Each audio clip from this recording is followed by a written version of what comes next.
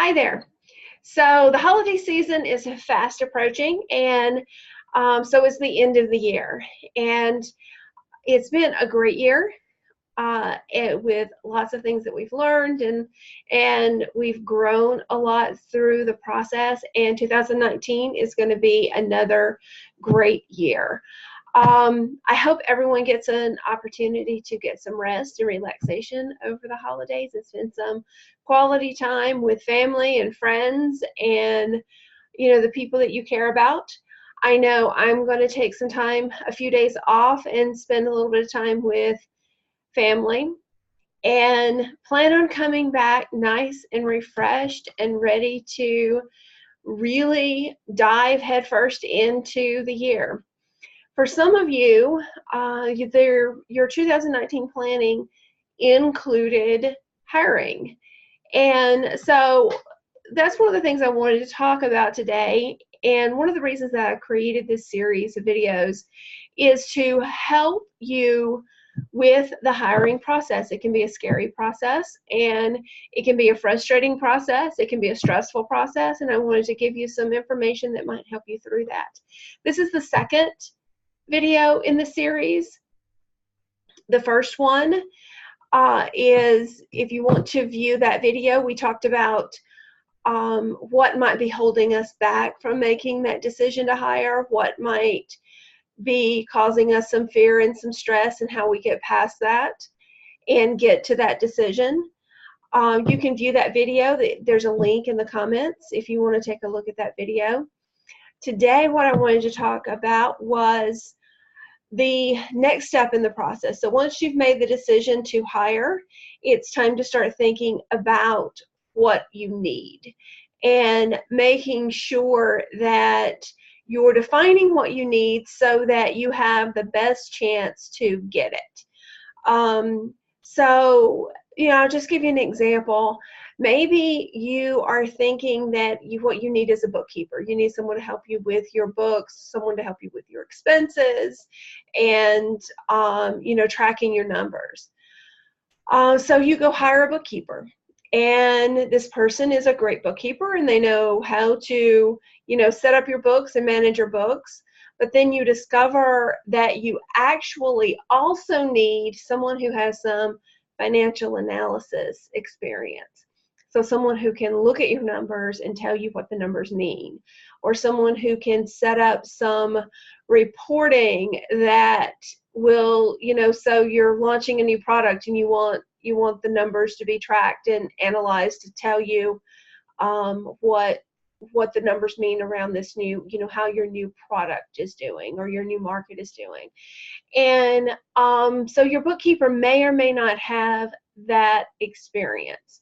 So what you may discover is that what you actually need is someone with some financial analysis experience. That could be the same person.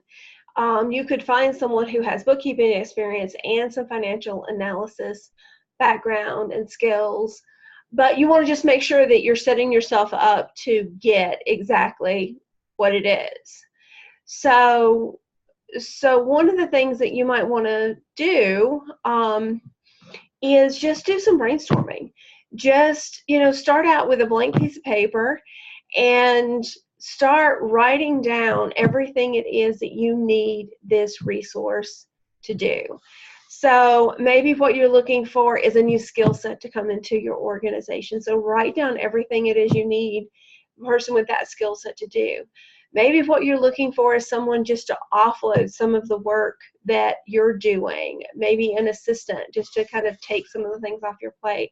So be sure to include all of those items. And don't do this process by yourself.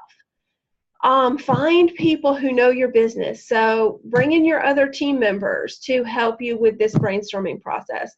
Bring in your business partner or your personal partner or spouse to help you.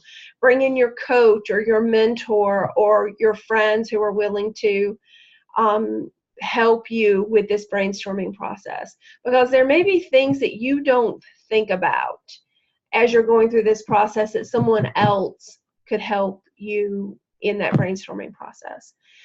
So once you get your list, and it could be 20 items on your list, or it could be 200 items on your list, but really be as thorough as you can as far as like really thinking through everything you need.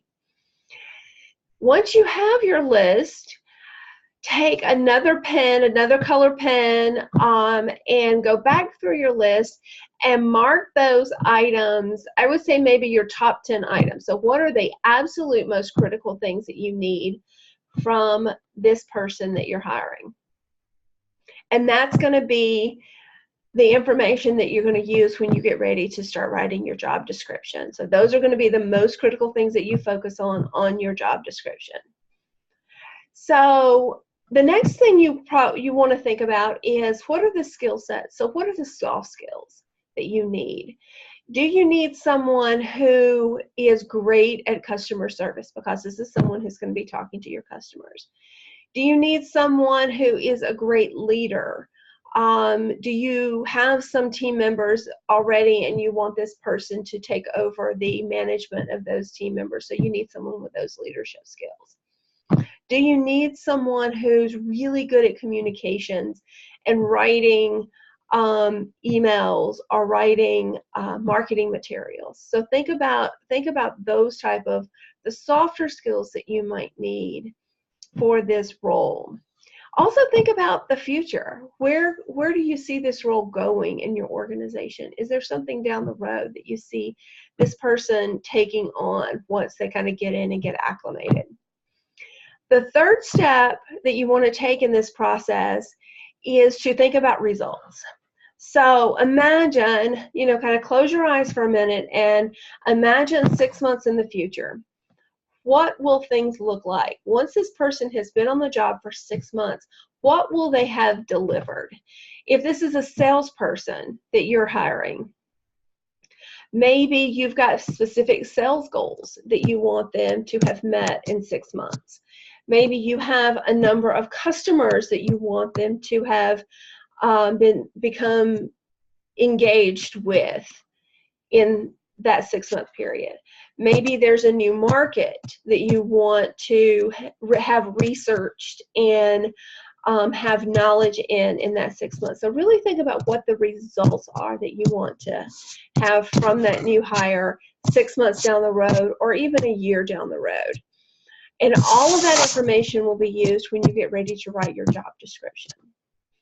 So what this process will do is it will help you get really, really comfortable with what you need, what you want, and really how to talk about it and how to communicate it out to recruiters or your network or wherever you're going out to find that new person.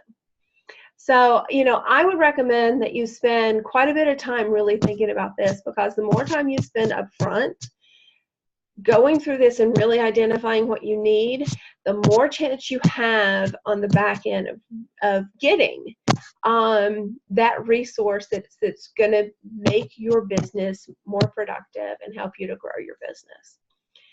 So those are really the 3 steps I recommend at this point in the process.